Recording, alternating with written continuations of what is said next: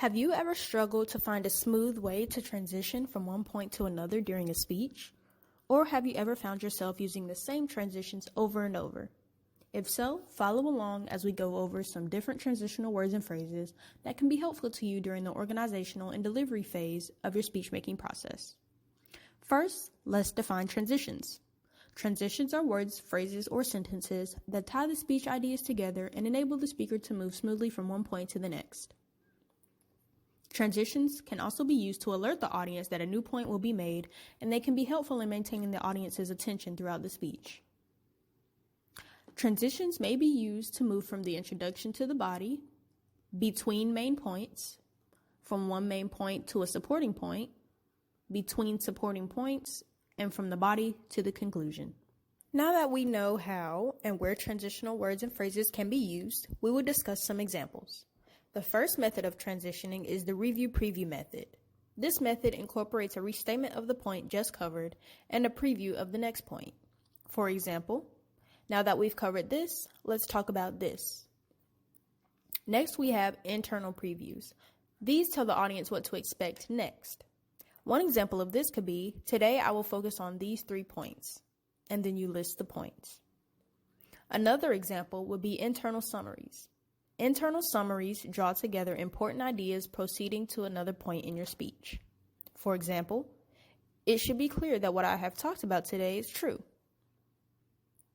Now that we have gone over some examples, we will go over a checklist to ensure that we're using these transitions appropriately.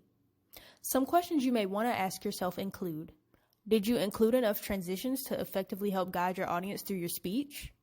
Did you use the appropriate transitions when making comparisons, showing cause and effect, or summarizing information? Did you use full sentence transitions that will alert listeners to shift from one main point to the next? Did you use appropriate use of the preview-review technique? And did you use a transition to alert listeners to the conclusion of the speech?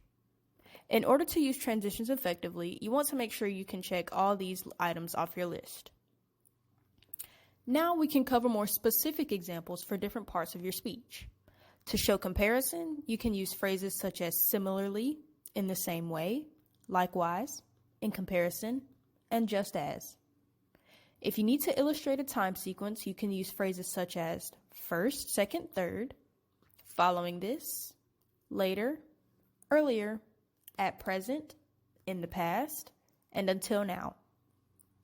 To illustrate cause and effect, you can use phrases such as a result, therefore, hence, because, thus, and consequently.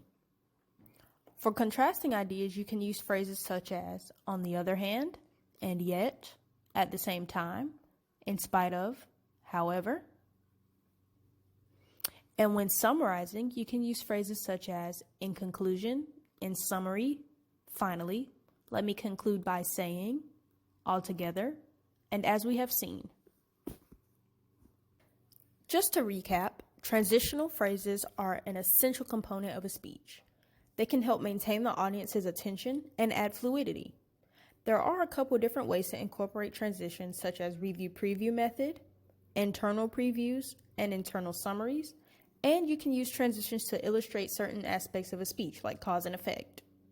I hope this video was helpful to your speech-making process. If you ever need to reach out and get more help, don't hesitate to contact the Online Speaking Center and make an appointment. Good luck on all your future assignments.